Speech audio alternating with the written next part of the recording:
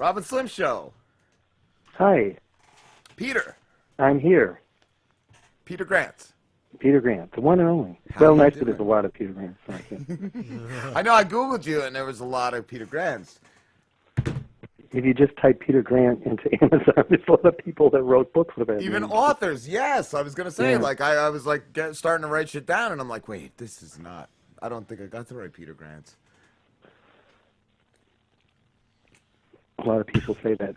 And is this Rob or Slim? Rob. Well, we're and both here, yeah. Slim's here, Both here? and our intern Pete. How you doing? Pete? Yeah. Well, I just hope we're on the same page because I already told Rob that I cannot top erotic gay werewolves. You can. Why not? I mean, that's your Tom Cruise jumping on the couch episode, and, you know, I feel kind of drab compared to that. Aw. How about erotic gay vampires? Yeah. Well, vampires are human looking. I mean, Frankenstein. you think about werewolves, and I mean, even like a female, a war vixen, she's covered with hair, and that's just hot. not better. Right? And, like, do they do full body Brazilian waxing? Just like Grandma. No thanks. So I don't think werewolves are all that erotic. That's just me. Peter, your books, what's your main series called? Stinky and Eddie? Well, it's Stinky Stories, and Stinky and Eddie are the main characters. And I wrote 78 stories with those characters in them. And Wow. I was going to ask you, because I saw on your website, I saw like 8, and then on Amazon, I saw like something like 50-something. well, there's 57 individual titles, and some of those have 2 stories because one's short. Oh, okay. And then they're collected into 8 volumes. And each of the volumes has at least one story that wasn't published separately. Wow. So it comes out, totally there's 78 of them. And there's only 56 original Sherlock Holmes and Watson stories. So they're more talkative than those 2 characters. Nice. And Yeah. what does it revolve around, those 2 characters? Well, the 2 characters, Stinky is the best-looking man on the planet. I saw that. And that was the conceit. And the thing that was kind of, it's never happened before or since, the whole idea of these characters just came in this burst. You know, it was like Zeus with Athena jumping out of his head, or J.K. Rowling said she had the whole idea for the Harry Potter stories in one burst. And somehow you just get this thing in your head, and it's more than you could write down in hours. So Stinky can't help being good-looking. And, I mean, he doesn't work at it. He's not an actor or anything.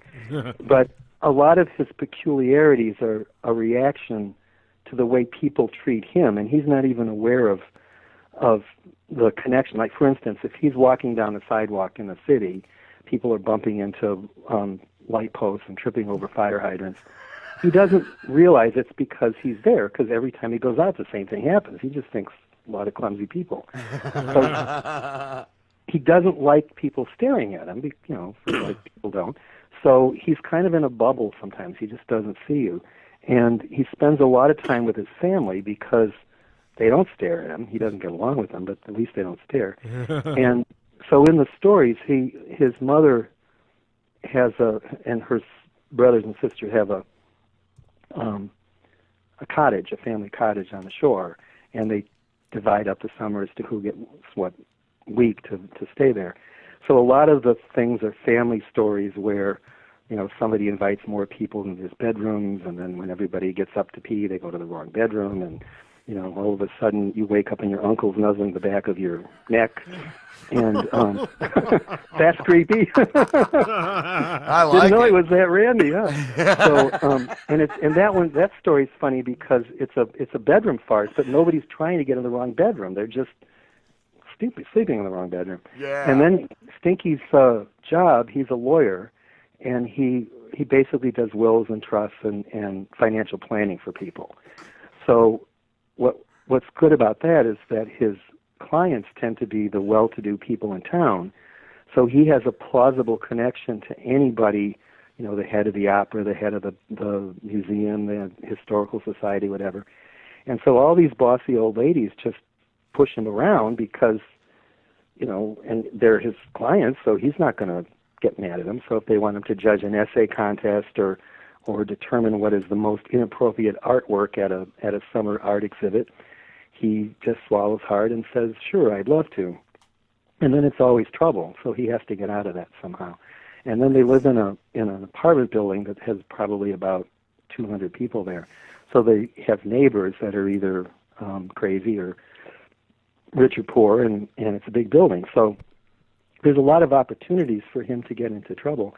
And the thing with the two of them, it's a little bit like, well, with Holmes and Watson, Sherlock Holmes is kind of an exotic character, and Watson is a much more believable character. I think Lucy Ricardo, you would never meet anybody like Lucy Ricardo, but Ethel Mertz is kind of like anybody. Yeah. So as long as the more believable character buys the story of the more exotic one, that keeps the readers from going, "Oh, come on, nobody would do this." But it's the same thing with Eddie's a cop. He's, an average guy. He has his own neuroses, but he's not as hard to grasp as Stinky. So, wow. So that's basically the deal, and neither one of them is trying to make trouble. It's not like Holmes needs a case, or he starts to get bored, or Lucy has to get into the show and will cause trouble. The trouble always comes to them. They just fall into it, right? They fall into it. I mean, if you're the best-looking man on the planet, that's just part of the package. You have to deal with it. So that's what our intern is going through right now. It's a burden, isn't it? Right? Yeah. Well, especially when the other guy doesn't show up. So he just sent the message though. He said he had a great time chatting with his buddies Rob Arnaudin and Slim on the show, and the new sexy intern Peter. Oh man. Wow. So see? Oh boy. I know. He's in the same predicament. I saw one of the books was titled Cold Toilet Confessions. Oh yeah. And what was that about? That looked like pretty funny. Well, the story's funny. What happens is, in a previous story, Eddie is going through this entire 200-person building dressed up as Santa Claus to try to get contributions for kids for Christmas. He was poor when he was little. He spent one Christmas, and they had Christmas dinner at a shelter, and they got toys from Santa, and so he's paying it back. So this is a big deal for Eddie, and plus it's a pain in the neck to go through, this whole building. Right. Well, then they find out afterwards that the guy that collects the toys and supposedly takes them to the shelters was a crook, and he's selling them at a swap meet. Now, here's the thing. Only your listeners know this next thing. That's based on somebody I worked with. I worked for a homeless healthcare Los Angeles, and we had an employee who was soliciting contributions, supposedly for the client's kids, diapers and clothes and stuff, and then selling them. Wow. Stealing toys from homeless children is like, wow. What? Other than violent crime, that's about as low as you can go. Yeah. So Eddie is so crushed. So Stinky, there's no way they finally catch the guy, and but they don't really have much on him. So if he doesn't confess, there is no way that they can really get any kind of a conviction to stick. So there's not going to be much justice. So the cold toilet confession is how they get a heartless man to finally find in his heart to confess, and it is cold. It is stone cold. So that's that story. Wow, that's cool. Sounds really interesting. Yeah, I might actually check it out. I read a bunch of the descriptions of the books, and they all seemed like good like that. And I saw your frequently asked questions part where somebody asked if you have to read them in order, and he said no. It's like they're independent stories. Yeah, That's cool. You don't have to read them in order. They're listed on the website in chronological order if you want to figure them out. But and I kept track of this thing with this huge spreadsheet so that who met who, and obviously you can't have somebody appear more before you meet him or something. And at one point Stinky gets a nephew, and your parents don't change that much once you're in your 30s, but your nephew from birth to age 18 or so is going to go through a lot of phases. So I had to be very careful about how old the nephew was and could he speak yet and stuff. Has anyone ever approached you about doing a TV series? Because it sounds like something that would do really well as a TV series. Well, no one has. I'm not a screenwriter, and if somebody wanted to make a TV series, believe me, gives them my Yeah. name. I mean, I think it would be a funny TV series because sounds like it. they all have a very specific place where they take place. I mean, they're not in the make-believe world, and it'd be cheap because you really only need 2 characters under contract, and everybody else would just be as you need them, because there are only 2 characters that are really in every episode. Wow. A lot of people repeat, just his parents and sister and so on. Yeah. The sister's a good character because she's 2 years younger, and she's good-looking, but she's not the best-looking woman on the planet. So she hates Stinky for being better-looking, and she hates her mother because she's the reason that she's not. So her main purpose in life is to find boyfriends who are so annoying that they'll drive her mother crazy in a new way. So a lot of the stories are based on, one of Angie's ridiculous boyfriends. Well, have you written a lot of other books, Peter? The only other one I published, which is completely different, was a nonfiction book, and Trinity College in Hartford. Which I saw that. Hartford. I think It's Chapel of Trinity College. Yeah, and it's an amazing building. It was Sounded built cool. in the Depression by the same architects that built the National Cathedral in Washington, and they had one donor who paid the whole thing for this building. It's limestone, beautiful building. Yeah. And by the time 1932 rolled around and they hadn't finished, and the donor was just flat broke like everybody else, and they didn't have enough money to finish it, so they cut back on anything that was possible. Like instead of a nice oak door, it just had pine plank doors. But even then, they couldn't finish it. They wouldn't be able to close the roof. So imagine this: the workers volunteered to finish the building on their own time, and they donated about 10,000 hours of labor to make sure it wouldn't collapse. Wow. And I mean, think about you're working for a company that's broke, so you're going to donate 10,000 hours of your time to finish the job, which shows how much it really meant to them to do that. Yeah, that's cool. It's true story. It's a true story, and they had when I was writing the book, I was going through their archives, and there's sort of like legends around town about the thing. So to actually find out here's a letter that the president of the college wrote to the donor when they voted to do this. I mean, here you go. And then they actually were paid back because after by the 1940s, the guy's money came back, and he paid everybody with interest. They kept the timesheets. But they continued to meet as they call it an alumni association for almost 50 years. And imagine that. You finished the job 50 years ago, and you're still going back. Yeah. And they donated a stained glass window and pew ends and a communion rail. So it's a very inspiring story, and it's a beautiful chapel. So it's kind of the other end, but is it still standing, the chapel? It's what? Oh yeah, it's still there. Have you seen it? Oh yeah. That's awesome. I had to walk through the whole thing and make sure everything was in the right order. And wow. the thing that was amazing too was the president at the time was also the college chaplain, and the woodworker that did the pew ends, which are all carved scenes, had a very good sense of humor, so that most churches don't have a lot of funny stuff in them, but there's little things hidden here and there that are really, really pretty neat. So, that's the other book, and I've written another book that I just put aside, and you have to sort of let it sit there and go back and decide whether it was good or not. Yeah. But after publishing one story a week for like 65 weeks in a row, that's enough for now. Yeah. What did you do before writing?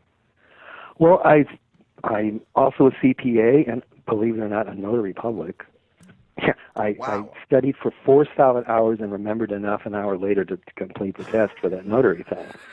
So my dad's a notary too. What do? You just stamp the stuff, right? Yeah. Pretty much. You pretty much witness. It sounds easier than it is because people come in with weird stuff and you don't know whether you can notarize it. And I had a guy come in and he handed me a phony driver's license, and it said Mexifornia for starters, and it had a picture of like a 1950s TV Mexican bandit with a gun belt and a big hat, and it says authorizes bearer to pick lettuce. I'm looking at this big thing, You know, if you go to the other side of MacArthur Park, you can get a better fit. I could probably print a better one out. Oh my I God! didn't know what to say. Well, then he laughed and he gave me his real ID. So, but I was quoted in the National Notary magazine last month about continuing education. So I'm a pretty authoritative. Need something. And if you have anything, a testimonial that you think Stinky Stories are great, I will notarize it for free. What do people most get notarized? Well, you know, that's interesting because the office was in a Filipino neighborhood in L.A., and for business stuff, it's contracts and, you know, things like that have to be notarized. So that's what I was used to. But if you're a foreign citizen, there's so many things that you have to have notarized that U.S.-born people would take for granted. Like, if you wanted to send somebody your college transcript, just put it in the mail. If you graduated from the University of Manila, you have to have a notarized transcript. Wow. I think the only thing I ever needed notarized was a copy of, like, a birth certificate once. Yeah. And then there was one, this was kind of sad, there was a woman, and she wanted me to come to her father's house, and he was this old guy, and he was dying. He was really in bad shape. But his other daughter, who was still in the Philippines, wanted to come and see him. And so he had to have a notarized certificate of support so that she could get a visa to come here and that she wouldn't be a burden to the United States. Wow. So to go and visit your dying father, you have to get this thing notarized, which has to add a little extra, you know, stress to what's already stressful. So wow, yeah, that's rough. There are all kinds of things that come up. So you feel like, and with homeless healthcare, a lot of the clients needed to get something notarized because they didn't have their birth certificate and they had to get a copy, and you know, and so I did a lot of things for the clients just because they had to get documentation, like to get housing or something. So yeah, so you think notaries are kind of like, well, that's boring, but I would think.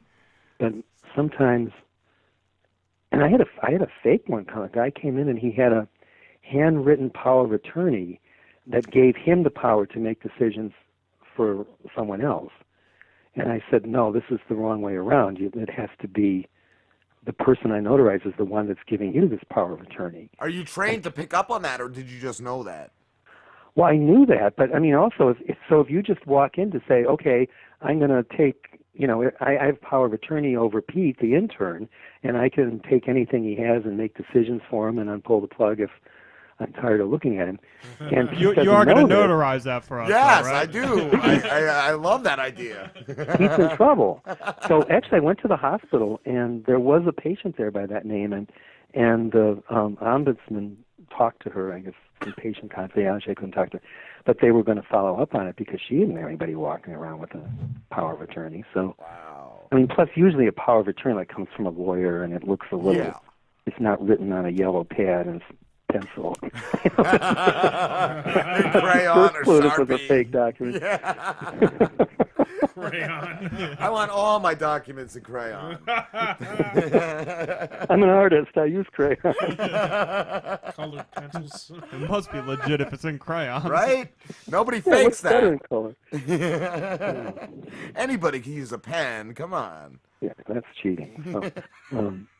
So the Stinky Stories have been around for a year, and they some have gotten really great reviews. Not everybody writes reviews, but the ones that do, they tend to be good. And, I did see that. Most of them had 5. I think one had 4 stars. Are they like novellas or like a full novel? They're short stories. Okay. They would probably, none of them take more than an hour to read. So the average would be about 10,000 words. Some are Awesome. longer. I'm definitely going to read them then because I could spare an hour here or there. Yeah. And the thing the reason I started writing them, and particularly with how much good news have we had so far in 2016? It's like none. Nah. You know, how many people have died? This endless campaign, the stock market, everything's depressing. Too but much. you read a Stinky story and you get a happy ending. Yes. Every one of them has a happy ending. That's what the world needs. Not love, happy endings. Yeah. Pete, do you want a happy ending from Lucas? No. Oh, I thought you wanted like a beer or something. I didn't know. He's going for cough drops. That's not exciting, Yeah. Pete. He's the one that's coughing. Yeah, he's had a cold. I wanted to yell at him, but I can't hurt his feelings. He's a sweet boy. He works for free. Yeah. And he shows up every Wednesday despite what might else be going on. Unlike some of the other interns, one of them fell in love and he never came back. One of them went for wings and never came back. One of them went to Hollywood and never came back. Well, that happens to a lot of people in Hollywood. Have you guys noticed, like, if you see a movie or TV show, and people go to New York, and they photograph it so that the whole thing is beautiful, and no matter how odd these people are, they always fall in love by the end of the movie. In L.A., they're cut into pieces and dumped along a highway. It's a very different vibe out here. I was going to ask where you were. Pardon? I was going to ask where you were. Oh, I'm in Los Angeles. Yeah, wow. Yeah. That's cool. And well, how did you start the series? Did you just write one story, or did you write more than one when you started them?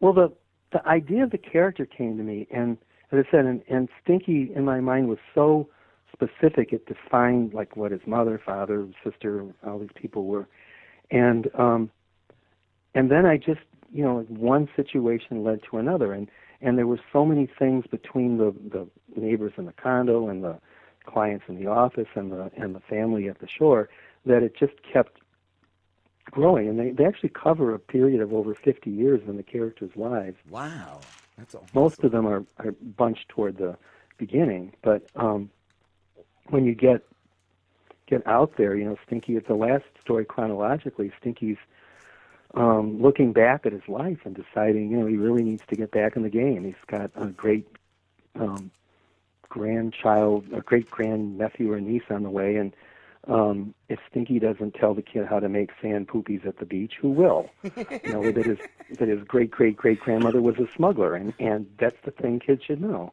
Yes.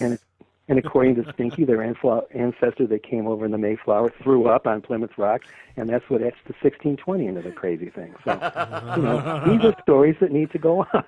I agree, 100%. There's actually one story where Stinky finds out, he talks about his grandmother being a smuggler for several stories where you find out she actually was. She goes up in the attic and comes down with this solid gold Fabergé chalice crusted with diamonds. And it's hard to imagine how she got it. And she has this story about a supposed Polish count that gave it to her in London when she was on her honeymoon 50 years ago. And so that's a tough one to... And so she basically throws it to Stinky and says, well, find the owner. Wow, that's awesome. Peter, we have to wrap this up, but where can everybody find you? Well, they can find me on the website, and there's a contact us page, and they can let me know, or they can on Twitter or Facebook. They can find me too. There's an author page, and it's at Stinky and Eddie is the Twitter name. So awesome. Yeah, it's fun to interact with people. Twitter has some great people like you guys. So. It's been great, dude. It's been great meeting people on there. Yeah, I know. There's some that you think, really, why is a gynecologist following me? But but then another Twitter person told me the reason. She said, you have Stinky in your profile. Of course, gynecologists. She can think like a girl. I can't. So. You need a Twitter, Pete. Stinky gynecologist or something. All right, Peter. I'll message you when the interview goes up on YouTube and the show goes up on SoundCloud, and I'll send you all those links. Well, thanks so much. It's been fun, guys. Thanks for talking to us. Take care, Peter. Get off your cold there. Later. Okay, bye. He was really interesting. I enjoyed that one a lot. I'm going to have to definitely read. Like I said, I was reading the descriptions of the books. The books looked fucking... Just being short stories that you hilarious. can finish in an hour, too. It definitely motivates me to want to sit down and read one. All right, guys, we're going on a break. We will be back.